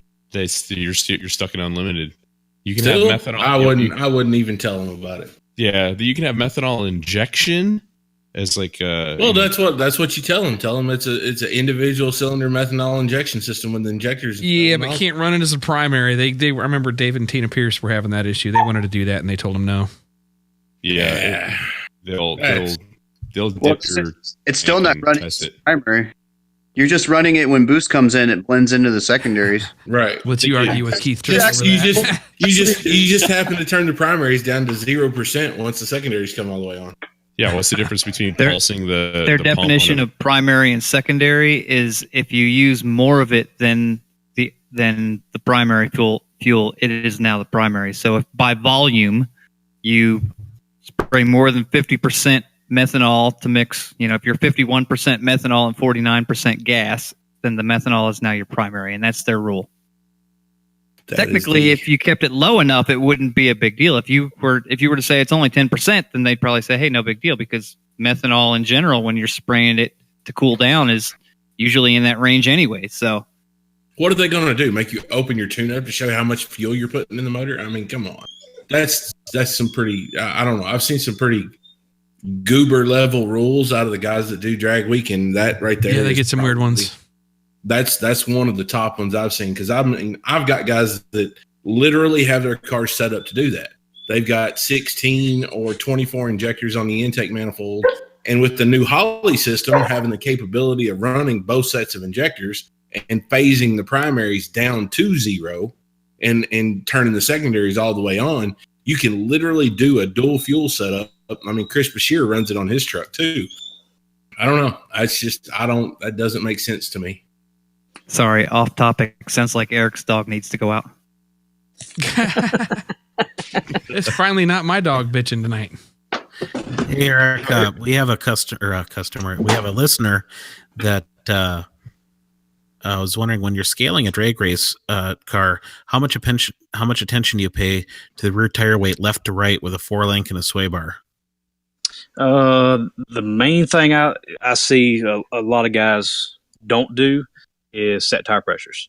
Got to have tire pressure set where you're going to be at the track, because it plays a huge effect on the scales. Left to right, with driver, helmet, everything. I usually go 40 to 50 heavy on the right rear. 40 to 50 pounds heavier.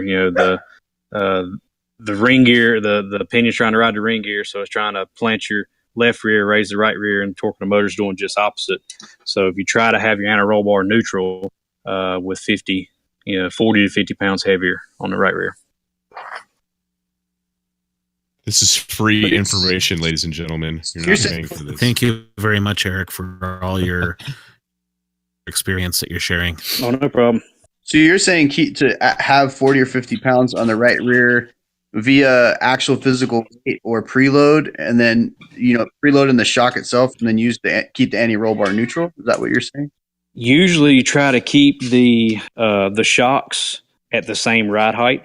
Try not to put one shock further than the other, and you can do that with wedge, left front, right rear, putting weight on it.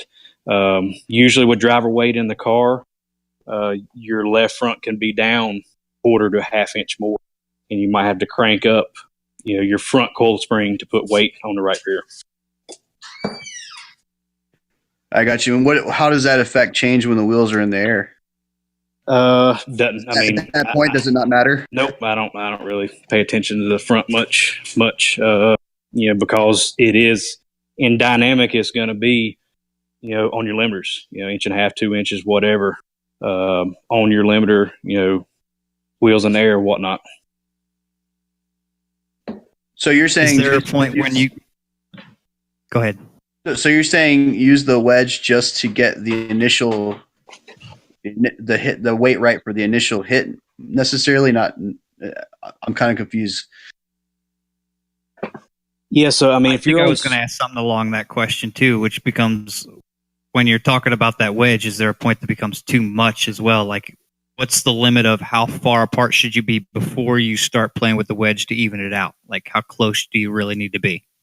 So if your anti-roll bar is unhooked, your coil springs are in the back even, 2 inches of thread showing, 2 inches of thread showing, and your you can actually do left front, right rear, or you can do upper bar. Your lower bar can basically set your wheelbase. Upper bar can set wedge or weight. Putting preload in the car, same way. So if you do a little bit of wedge, a little bit of preload, and then last resort is anti-roll bar.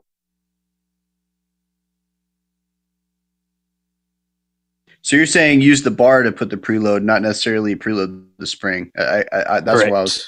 Yep.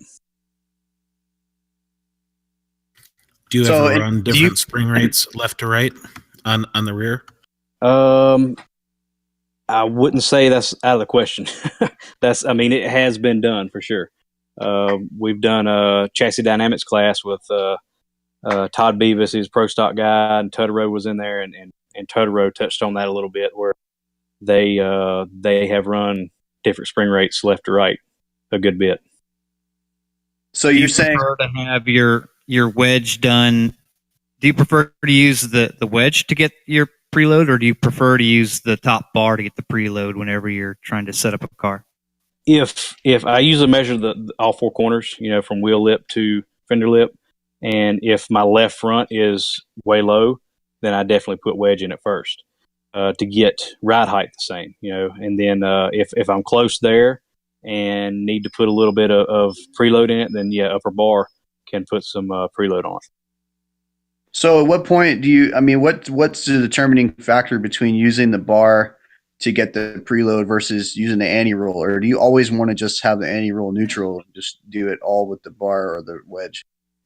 I usually try not to preload the anti-roll bar, but I have had several cases where that's the only way you could get it and had to, to where just trying to keep it as straight and not pissed off when it leaves. So it's static if it's sitting there, and you have that much more on the right rear with anti-roll bar neutral is ideal.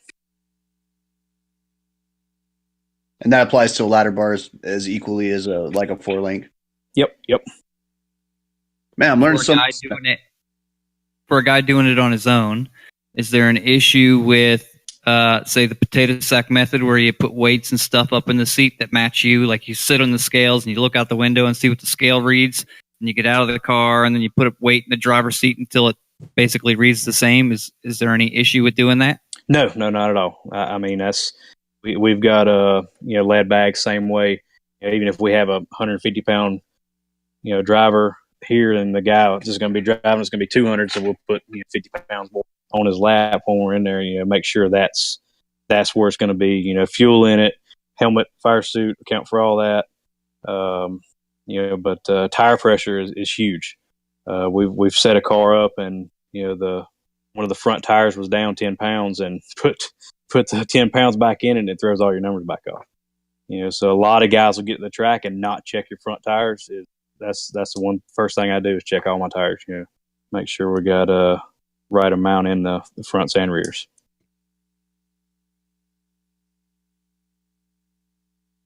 A couple guys in here asked when talking about Camaros, would you prefer the 3-link, the factory 3-link, like with the torque arm set up on them, or would you recommend converting them over to a 4-link? No, torque arm works. Torque works good. We've built several Gen torque arm setups and been 116, 117, pretty consistent on 33, 3,400 pound cars. But they work fine. We're doing a Pro Tour car now and actually doing a torque arm setup, to where a 3-link, whatever you want to call it, where it'll actually rotate better, not bind up like a 4-link. So, street manners, I'd say that could be better if you're looking at that at the end of it. But you can definitely get it to work on drag racing for sure. Another question here about kind of stock style suspension racing. When you're putting an anti-roll bar in a car and you're kind of limited to the confines of a factory body, the location of the components, how critical is the placement of the roll bar? What do you look for when you're installing an anti-roll bar in a car? I've done them up top in the front, up top in the back, below in the back, wherever you can fit it.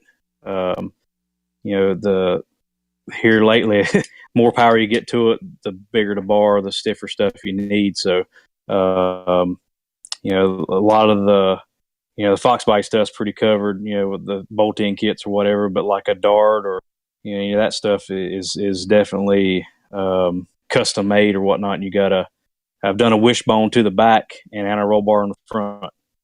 We've done a ladder bar setup in a dart, the P101 dart, run X275 years ago, small block 4, 88.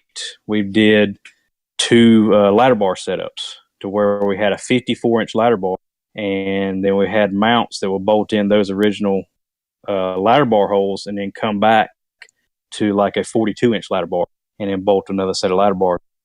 So the rule then, you couldn't have any 4-link stuff. All you could have ladder bars. So we would have 2 sets of ladder bars for track conditions. We could change the ladder bars out.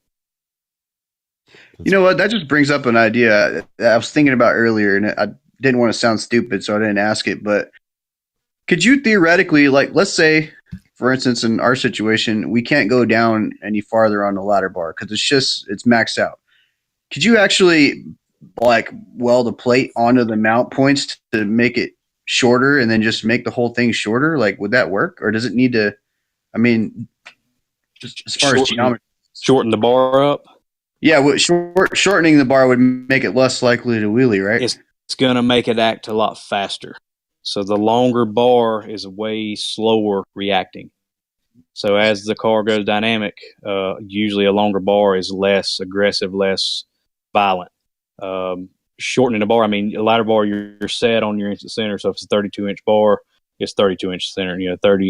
42, you're 42. So, with a 4-link stuff, you might set it all up and we're 41 and 9, 41 inches out, 9 inches high, and then it goes dynamic, and then that thing changes all over the place. To where a ladder bar, a short bar, I don't know. I mean, in that short wheelbase car, it could work. I mean, it's all trial and error. We've done a gasser, and the guy would run the pneumatic wheelie bar, tire in the back, and we played around with ladder bars on that thing forever, and it goes 109.60 with no trans brake, no electronics, no nothing. Jim Otti's junkyard dog, and I drove it a couple times, and that thing is a ride. Just a tack and a mag kill, and that is it. 671 alcohol power glide. Just put it to the mat, and that's it. That's amazing. Yeah, that's awesome. What's the fastest 60 you've ever seen a ladder bar go? I mean, the fastest we ever bent was like a 112.60. I mean, there's guys going like 105s, 104s, or is that just kind of out of the realm of? No, I've heard of that. I think the fastest we've been probably right around that range, 112, 113, somewhere in that range. Okay, so we're not really doing too bad then. No, that's not bad at all. Any truth to the rumor about running, not needing to run an anti-roll bar on a ladder bar car? Well, we thought that rumor until we put a 54-inch ladder bar. And then it needed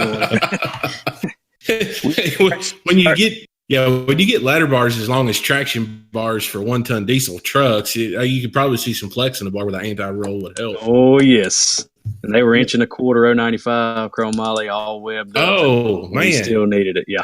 Wow, you weren't playing around with that set of bars. No. When we first started with our ladder bar, we didn't have any roll, and the car it was just hard to get it to go straight no matter what we did. And we put an anti-roll on it, and it just changed the whole. I mean, the thing just was way easier to get lined out once we had the anti-roll on it. Derek Sanders, if you're listening, anti-roll bar on a ladder bar car. Don't ask me the question again. You just got updated and filled in on that, buddy. So yeah, we need to get an anti-roll in your truck. Yeah, our original chassis guy said the same thing. It's like, yeah, it's like you could put one, but you really don't need it with a ladder bar. And then another friend of ours that's done a bunch of street racing kind of chassis stuff, he's like, man, put an anti-roll on there. And we put an anti-roll on there. It made a huge difference. Yeah, I've got a customer with a S10 pickup truck with the ladder bar set up on it. I think they're 48-inch bars. 40-inch bars. I think they're in the 40s. And he's having issues getting the truck to get it to leave level and leave like he wants to. And everybody's telling him he doesn't need an anti-roll bar on it. And I'm telling him it's a good idea. So, yep, that's kind of what I was expecting to hear. The second guy that suggested it said it ain't going to hurt anything, so you might as well have it. Right. I figured that was a good way to look at it, so that's why we did it. Well, if it's set up neutral, I mean, it shouldn't affect the way things operate. So it just help keep things the way it's supposed to be. Yeah, we've even toyed around with the X-Link in the bottom. Mm-hmm. They run your bottom 4-link is basically X together to where it's a swing arm essentially. So your bottom 4-link bars are done in a fixture, and there's no adjustment side to side. So you got to do your wheelbase on each heim, but the whole bottom bar is welded together. And toyed around with that stiffening up so much of going to a smaller anti-roll bar, but running the X-Link. Brant Campbell's blue 73 Camaro was an X-Link car. Mm-hmm. That car got down once it got straightened out. So that suspension setup works pretty well. But so with the X-Link, the upper bars are still independent, like a 4-link. Yes, correct. Yeah. So it does more than just center the axle side to side. It also takes out some of the torsional twist in the chest. you can set your preload with the top bars just like you would if it was a normal 4-link. Yeah. Like if you're setting your weight and all that stuff. But both bottom bars are literally welded together and moved together. So it's like it's kind of like a radius, something you might relate to. It's like a radius arm front suspension in a Dodge. Yeah. It's basically the same concept like that. But instead of having the short kicker arm to the top of the axle down to the radius arm, the top bar would go from the axle all the way back to the frame. Right. Yeah. Like he said, it was like a swing arm, so kind of like swing arm on a quad, essentially. Yeah, like running two wishbones welded together. Gotcha. Yeah, makes sense. I didn't even think that was. I never heard of that. That's interesting. Brandt's car is the first one I've ever seen with an X-Link like that. It's the first car I've ever been around that had that style suspension system. Kind of as we wrap things up here a little bit, Eric, since you are kind of a veteran of Rocky Mountain Race Week and Drag Week, and I think a lot of the people here listening are big fans of that, what is some of the stuff that you encountered on that? Like, what were some of the issues that you had in your experience, and recommendations for people that are thinking about it's going to be almost as good as the NASCAR stories. Yeah. Oh man, it's been besides bringing a full keg. Yes, we got priorities. So, I mean, God, the first year we show up with Dirty Bird, and we literally built the car from June to September, we loaded the car in the trailer without it running at all. Big Stuff 3, didn't know jack about none of it. Didn't even know if it would run. I mean, it was dry sump, this and that. So we unload it, and we actually go get our U-Haul trailer with our dually, and they sell us or rent us the wrong U-Haul trailer. They rent us the U-Haul trailer with the dual tandem axles and the roll-up door in the back. So it was massive. So we didn't know any different. So we show up, and Keith Turk was, the tech guys. First time we met Keith, and we show up and we get it running. The guy, Don Bailey, sends us a tune from into our hotel room. Put it on flash drive, put it in the car, it runs. Oh, we was good to go. So luckily at Cordova it was raining. We were going through tech and only have one windshield wiper. From a cup car where we put one windshield wiper on. That's when the rule was still in place for that. And Fireburger said, come with two wipers, got to have two wipers. So Keith Turk went to his F-150 and pulled his passenger side wiper off and gave it to us. We drilled a 3/4 unibit through it, put a 1/2-inch bolt in the cowl, put a windshield wiper a hose hanger from one side to the other. It moves back and forth. He's like, all right, good to go, fast tech. So that was our first encounter. But, man, it's been that year we broke all 8 intake valve springs. On the way to Indy, we broke the first one. Pulled a valve cover and was like, man, what do we do now? We didn't have anything, nothing. So we wired the lifter up, unplugged the injector, put 3 zip ties on the valve, put the retainer back on, and on we go. Run on 7 cylinders, on into Indy. Get there to Comp Trailers there by the 2 springs that they had. Luckily it was raining there too, because we didn't know we were like 75,000 to coil bind on every intake valve. But we leave there, break another spring, go to a lawnmower repair shop, get like 6 foot of pull string, pull the spark plug out, shove it in the cylinder, bring the piston up, and that's our piston stop. So we changed it out, and we on the road again, break another one, out of valve springs at this point. And I remember passing the Hoosier tire plant.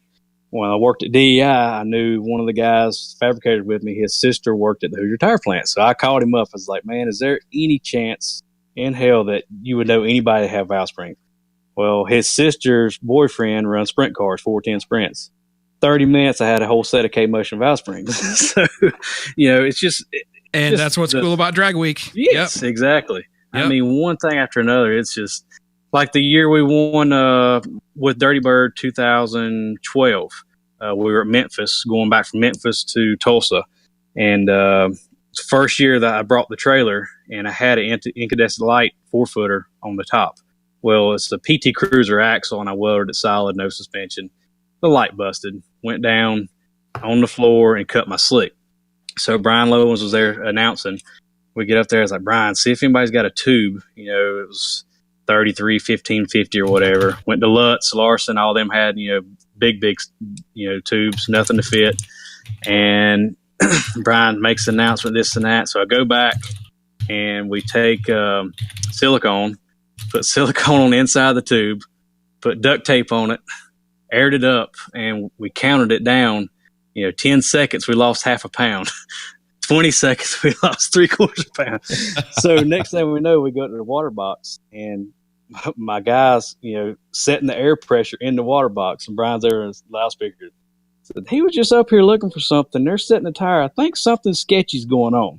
So we bust off a 770 at 180, and then pick up a tube on the way to the next track. But it's great. A lot of work, a lot of fun, but everybody that's in that event with you is got the same disease that you do. It's everybody there is just as diehard and crazy as you are, with us. So that's what makes it fun for me. I mean, you can count on pretty much anybody there, and they've got the same outlook as you do.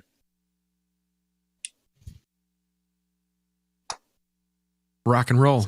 That's so true, man. With drag week guys, it's like as a spectator, I always enjoy it. So basically, like, all right, who's the most hardcore person out here? Like, basically, everybody's going until they can't go anymore. You know, until there's no parts can be found. I've seen guys send somebody off 250 miles, one way, and then 250 miles back to pick up a set of pistons so that they could finish building the motor, drive all night, and make it to the track the next morning. You know, and that's like a common thing now. I saw a guy do that at Engine Masters for an oxygen sensor. Oh, God. Yeah, I don't want to talk about that. Take him out. Put him in. Take him out. Fuck, I stripped it. What do I do now? Oh, piss. Remember that? That was a fun story. We have to do an Engine Master specific one and talk about stories about that, because that was a good one. But anywho, so Eric, you do a little bit of tuning too. I mean, I actually met you through Tom Viggy working on that crazy 720-inch Sonny's motor he built for the How and How guys that did the tracked vehicle thing, the Ripsaw. I thought was pretty cool. That's how I actually met Eric. Yeah. He was doing the Holly stuff at that point in time, so I thought that was pretty cool. That was a neat little project. That thing ended up being really cool, but there should be more. Oh, yes, absolutely. Yeah. No, that was sure cool. So you know Tom pretty well. I'm trying to get him on. He's on my list of people to ask here pretty soon to get on here and talk for a little bit. Yeah. I worked with him at DEI. He was an engine builder there. He did the motor in Dirty Bird the second time around for it. Oh, cool. And yep. He's right here in Denver. Had a Spintron and everything in there, and yeah, he's got some nice equipment. For a while. He does some neat stuff. The Spintron stuff is pretty cool. Oh yeah, yep. Seeing his posts on Facebook about some of the pressures and stuff that he can get some of these lobes to stay stable out, is a little ridiculous. Because he was, what was it? He posted one a couple of weeks ago. It was a solid roller deal, and he was talking about 900 lift with 85 pounds on the seat. All kinds of crazy stuff. I was kind of laughing and chuckling about it myself, but you know, it's pretty crazy. Some of the stuff that he's able to get worked out with his Spintron. Oh yeah. Groovy. Yeah, I know Jake's motor, the 23-degree motor in the Chevelle. It had 130 on the seat and had 820 or something, and 488 gears. 350 turbo running 4,800 RPM down the road for hours upon hours. No problems either. No problem. Yeah, no problems going down the road either, which was one of the most impressive things. I mean, Jake's car was heavy, fast for how heavy it was, but to me, it was a neat thing. I was like, those guys really weren't having to do that much, you know? So there's a lot to be said for having a sorted valve train if you're going to try and do the street car thing. Yes, sir. Groovy. What else, man? Anybody else? Are we wearing everybody out? Running out of questions? I haven't looked. I gotta look at the Mixler chat here. Yeah, no, nothing much going on over there. I think everybody's kind of winding down, getting tired after 2 hours. We're outlasting everybody. We had a bunch more questions about anti-roll bars, versus anti-sway bars, pan-hard bars, just generic. I tried to answer them the best that I could. Because the questions were coming in faster than we could talk about. So if we missed your questions, I apologize. Yeah, I think we knocked them out pretty good in there. I saw your responses on the Mixer chat. Every question we miss, Mark gets wet lashes with a noodle. Noodle, wet lash, noodle, wet noodle, some shit, whatever. No, that's okay. Mark does a great job of catching the questions. Absolutely. So, Eric, one more time, man, plug your business, plug how people can get in touch with you, and we appreciate you being on. Oh, thanks for having me. Customs by Bigun in Mooresville. We, kind of do whatever comes in the door. We won't turn anything away. Extremely creative fabrication work with lots of solid background across multiple motorsports types. Hang on just a second here. We had one last question where someone's recommending an engine builder for late model Hemis. I got to plug Brad Nagel for that. Nagel Performance. Yep. One of the guys behind developing a lot of what goes on in the late model Hemi. Brad knows his stuff. He was at Bischoff. I think he was the one that convinced Tony, wasn't it, to try to do the late model Hemi for Engine Masters, knowing that the pumping losses on that engine was a super advantage with the low pumping losses on that motor by default. But that's an interesting thing. Nah, definitely talk to Brad, but spend some money. We like people that you gotta put a little bit of money into them if you're gonna make big power. But they're neat combos. I mean, there's all kinds of cool stuff out there coming out for the late Hemis now. Cool. All right. God, I feel like I gotta write a check to Eric for all the help he did tonight, man. You ruled. Thank you so much for the help, dude.